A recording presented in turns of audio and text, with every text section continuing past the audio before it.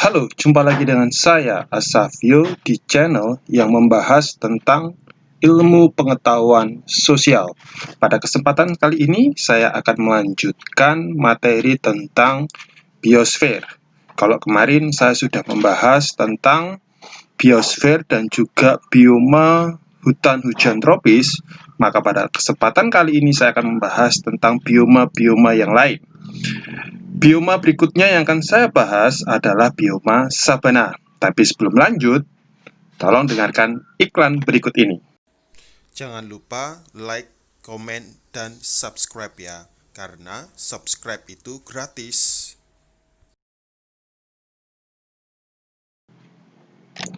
Baik, saya mulai. Bioma sabana. Perhatikan gambar ini. Apa yang kalian lihat dari gambar ini? Padang rumput, betul. Tapi apakah ini semuanya padang rumput saja? Atau ada penampakan yang lain?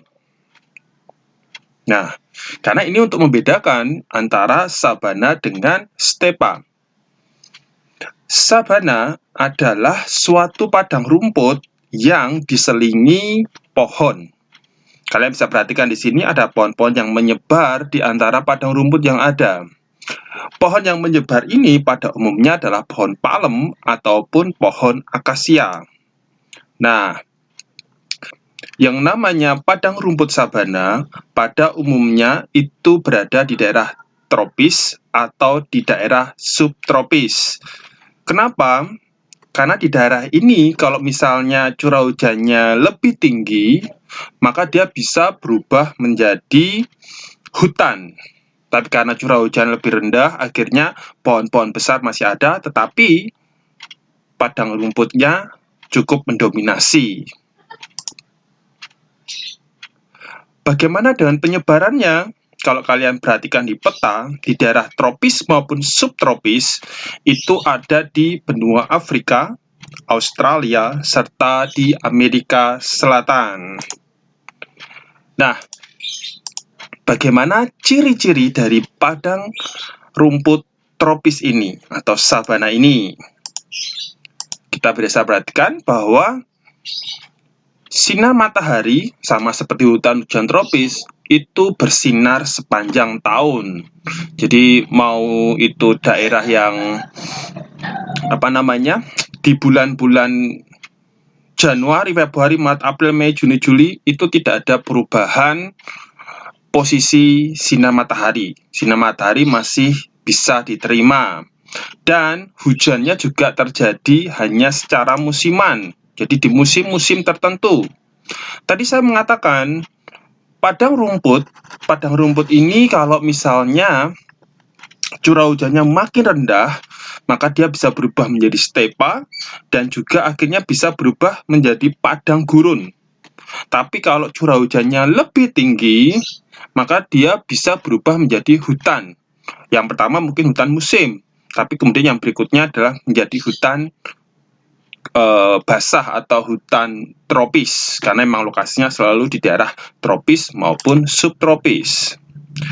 Kemudian intensitas hujan itu cenderung tidak teratur dan juga tidak terlalu tinggi. Maksudnya curah hujannya tidak besar, yaitu rata-rata antara 900 hingga 1500 mm per tahun. Kemudian wilayah padang rumput pada umumnya memiliki resapan air yang cukup baik, drainase yang cukup baik. Makanya kalau di daerah padang rumput sabana itu tidak akan ditemukan tanah yang sifatnya becek. Karena memang air langsung masuk ke dalam tanah, misalnya seperti itu. Kita bisa perhatikan apakah di Indonesia ada? Jelas di Indonesia ada, misalnya di kawasan Nusa Tenggara Timur. Atau kalau di Jawa Timur itu misalnya di Taman Nasional Baluran. Fauna apa yang bisa kita temukan? Nah, perhatikan gambar ini. Mulai dari ada singa, zebra, gajah, dan juga jerapah. Hewan-hewan ini pada umumnya adalah hewan-hewan yang ditemukan atau hidup di wilayah Afrika. Ada lagi ini namanya hiena, dan juga ini kerbau liar begitu. Kebetulan fauna yang saya cari adalah fauna di padang rumput sabana Afrika. Makanya contoh dari faunanya juga semuanya ini adalah fauna-fauna yang ada di Afrika. Kemudian padang rumput. Tadi saya katakan padang rumput atau stepa. Nah, padang rumput ini bisa di daerah tropis sampai di daerah iklim sedang. Sampai iklim sedang itu daerah yang memiliki 4 musim. Sama seperti di daerah sabana, curah hujan di padang rumput murni ini tidak teratur sama sekali. Rata-rata antara 250 hingga 500 mm per tahun. Kalian bisa bandingkan, kalau tadi di padang rumput sabana ada pohon-pohonnya, itu curah hujan bisa sampai 900 mm. Tapi di padang rumput stepa ternyata karena ini murni padang rumput, maka curah hujannya juga lebih rendah, yaitu 500 maksimal 500 mm per tahun. Dan tanahnya pada umumnya itu tidak mampu menyimpan air sehingga langsung mengalir tadi. Nah, jenis-jenis rumputnya itu bisa rumput yang pendek, tapi juga bisa rumput yang sangat tinggi sekali. Padang rumput stepa ini di berbagai negara memiliki penyebutan yang berbeda. Yang umum kita dengar itu adalah stepa, karena itu di Rusia. Tapi kalau di Amerika, mungkin kita mengenal istilah prairie. Kemudian kalau itu di Eropa Timur, tepatnya di Hungaria, maka kita juga mengenal istilah pusta. Atau di wilayah Argentina, kita juga mengenal istilah pampas. Jadi istilah-istilah ini walau berbeda, tetapi mengacu pada kawasan wilayah yang sama, yaitu padang rumput murni. Nah, karena sebagai padang rumput murni ini kebanyakan di daerah iklim sedang, maka sering sekali disebut juga dengan padang rumput iklim sedang. Karena memang hampir murni padang rumput. Hampir tidak ada pohon yang menyelingi padang rumput. Kalaupun ada, itu jauh lebih sedikit dibandingkan kalau yang dari sabana tadi. Nah, kalian bisa perhatikan di sini bedanya antara savana dan juga padang rumput yang menggunakan istilah grassland. Nah, ini lokasinya berbeda. Kemudian kita bisa perhatikan apa yang menjadi ciri khas atau vegetasi utama padang rumput ini. Ya jelas itu rumput. Beberapa contoh dari rumput yang bisa ditemukan di padang rumput murni ini misalnya adalah Indian grasses, kemudian juga rumput namanya rumput kerbau, dan juga rumput ilalang atau kalau kita nyebutnya alang-alang. Nah, seperti ini. Jadi rumputnya sebenarnya macam-macam sekali. Dan saya sebutkan beberapa. Saya pikir kita pasti sudah biasa melihat alang-alang seperti ini. Sementara kalau faunanya, perhatikan ada kanguru. Jika itu di Australia, jika itu di Amerika ada kalkun, jika itu di Amerika juga ada coyote, ada juga bison. Ini fauna yang ditemukan di kawasan padang rumput. Beberapa fauna biasanya tidak hanya ditemukan di satu wilayah saja, tapi bisa juga ditemukan di kawasan bioma yang lain. Beberapa referensi juga menyebutkan, misalnya bison ini selain di padang rumput murni, dia juga di kawasan bioma yang lain. Berikutnya adalah gurun pasir atau desert atau padang gurun. Kalian bisa perhatikan, padang gurun ini biasanya lokasinya selalu ada di daerah subtropis. Nah, nih di daerah subtropis. Kebanyakan di daerah subtropis kita bisa mengenal beberapa padang gurun yang ada di dunia. Misalnya kalau di Asia kita mengenal gurun pasir Gobi. Kemudian kalau itu di kawasan Asia Barat, kita bisa mengenal gurun Arab, kemudian gurun Turkistan maupun gurun pasir India. Kalau misalnya di Afrika, kita bisa mengenal gurun pasir Sahara. Dan juga kalau di wilayah Afrika bagian selatan, kita mengenal gurun pasir Kalahari. Kemudian, di wilayah Amerika, kita juga menemukan gurun pasir. Misalnya adalah Great Basin, jika itu di Amerika Serikat.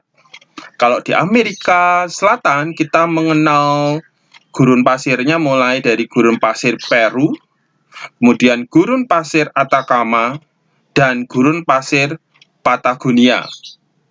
Jadi wilayah-wilayah gurun pasir ini perhatikan, kebanyakan ini selalu di daerah sekitar subtropis, kebanyakan. Nah, ada beberapa faktor yang menyebabkan terjadinya gurun pasir ini. Salah satu faktornya adalah karena angin yang berasal dari bagian tropis pada saat dia berbalik ke wilayah subtropis, dia membawa angin yang kering. Ini salah satu faktor. Kita bisa perhatikan ciri dari gurun pasir atau padang gurun ini. Nah, karena gurun pasir ini hampir tidak ada tumbuhannya, jadi curah hujannya itu memang sangat rendah, yaitu kurang dari 250 mm per tahun. Dan evaporasinya lebih besar daripada presipitasi. Maksudnya apa? Evaporasi ini adalah penguapan. Presipitasi adalah hujan. Jadi proses penguapan yang ada di daerah gurun pasir ini jauh lebih besar dibandingkan hujan yang terjadi di kawasan tersebut. Nah, karena proses penguapannya itu lebih besar, otomatis kelembabannya juga sangat rendah, karena memang airnya nggak ada di sana. Perbedaan suhu siang dan malam itu juga bisa sangat tinggi sekali. Misalnya, di satu daerah bisa jadi itu pada saat siang hari suhunya bisa mencapai 40-50 derajat Celcius, tapi pada saat malam hari itu bisa langsung mendekati 0 derajat. Jadi perbedaan antara siang dan malam begitu besar suhunya. Dan juga tanahnya tandus. Kalau kalian perhatikan, semua gurun pasir, semuanya hanya berupa padang pasir saja. Hanya di beberapa tempat itu bisa ditemukan oase. Nah, wilayah yang tidak ditemukan oase ini, maka menjadi tanah yang tandus, yang tidak bisa ditanami apapun. Kecuali kalau menggunakan teknologi seperti sekarang ini. Tapi dalam kondisi normal, maka tanahnya itu sifatnya kering, tidak mampu menyimpan air.